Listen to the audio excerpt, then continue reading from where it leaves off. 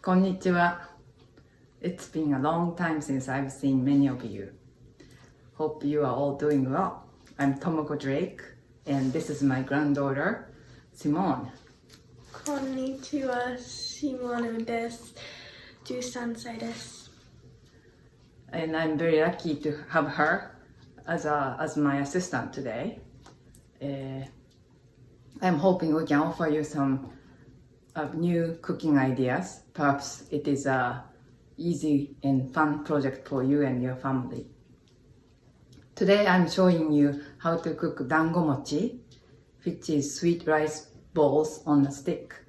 I'm using silken tofu instead of water, as tofu helps to keep the dango balls moist for a longer time than mixing flour with water. Additional protein improves the nutritious value as well. Okay, let's start.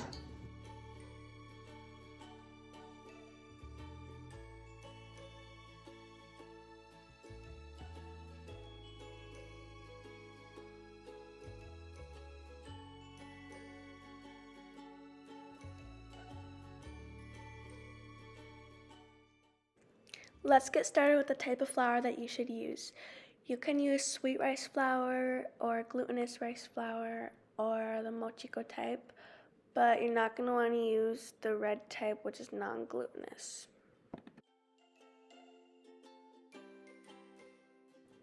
Traditionally, you would use a mix of shiro flour and non-glutinous flour, but they are not available at most grocery stores, so we will stick with mochiko flour for this recipe. Now onto the type of tofu that you should use. There are many types of tofu that can be used, but silken tofu is the most suitable as it is smooth and mixes well with flour. Before you start mixing your ingredients, make sure to bring 5 to 6 cups of water to a boil. Next, put all your ingredients in a large bowl and knead until the dough becomes smooth and moist. You may need to add some water if the dough feels rough.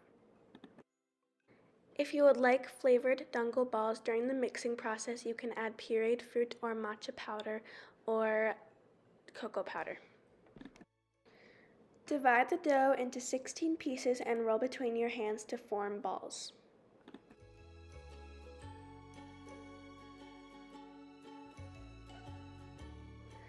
Here is a pot of boiling water. Put all your balls into the water and stir occasionally, as sometimes they stick to the bottom of the pot.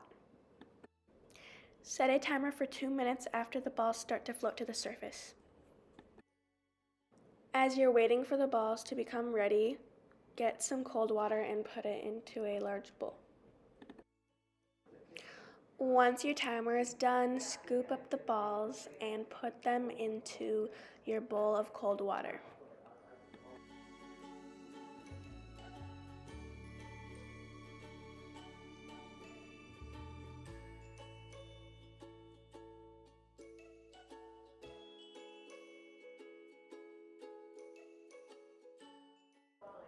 Now pour your balls into a strainer.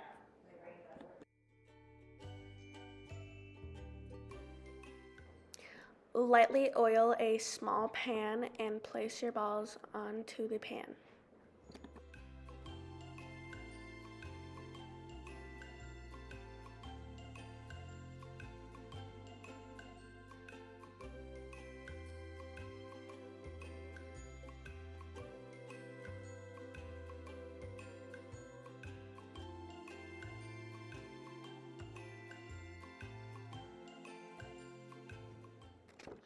Before you turn your heat on, make sure to combine all the ingredients in a small pot and mix well until all the potato starch is dissolved.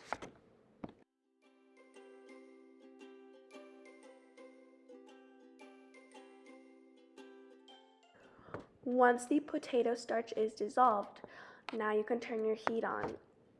Make sure to cook over medium heat while stirring the mixture with a spatula until the sauce becomes thick and clear. Once thick and clear, remove from the heat.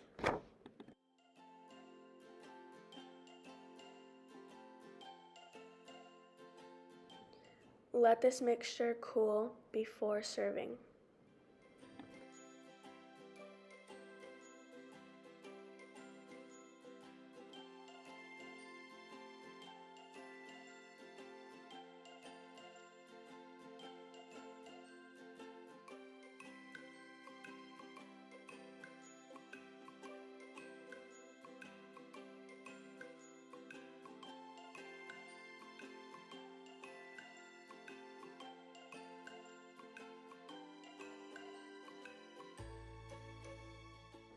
When making shiro-an, any type of white bean would work, but our preferred choice is the Eden brand of Great Northern beans because they contain much less sodium and have a less thick skin.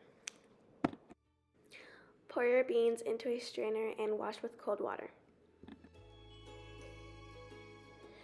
Add your ingredients to your bowl of beans and transfer your bowl of beans into a blender.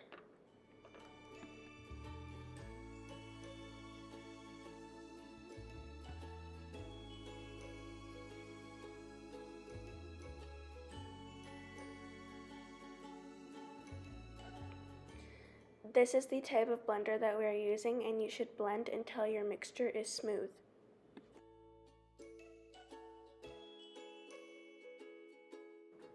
Transfer your bean paste back into your bowl.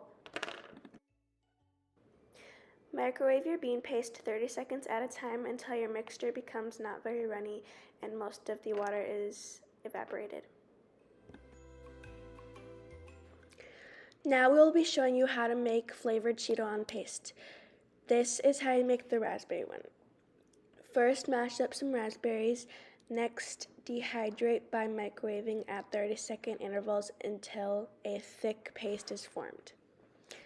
When you make your green tea one, you would want to add a scoop of green tea powder into your shiro-an paste. If you're using chocolate chips to flavor your shiro-an, make sure your shiro-an is a little bit warm.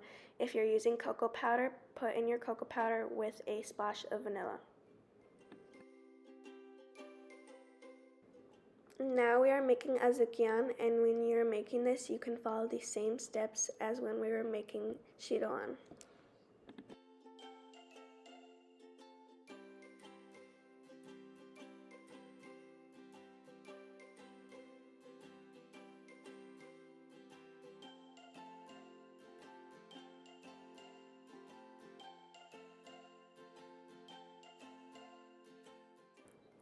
Now here are our many varieties. We added some blueberry and some mango varieties as well.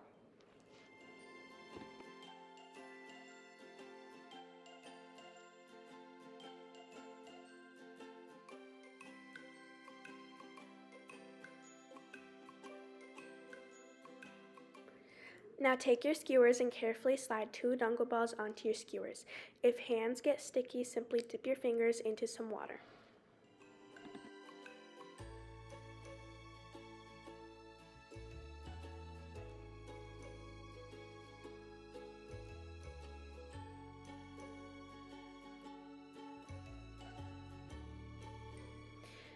Now we are taking some flavored shiro-an and inserting it into some piping bags.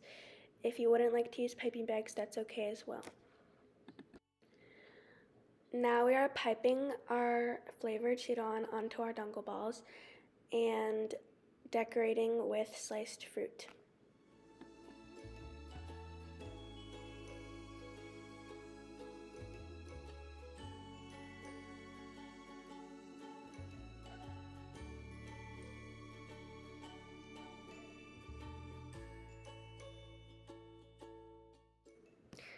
Here we're just taking a spoon and putting our mitarashi sweet soy glaze onto our dango balls.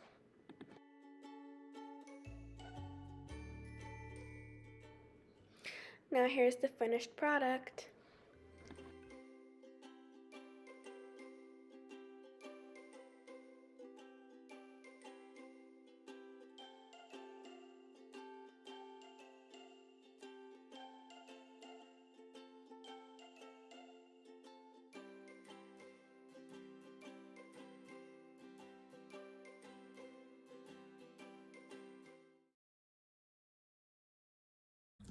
Everything used in this video should be available at your local grocery store. So have a good time making this recipe with your family. Bye!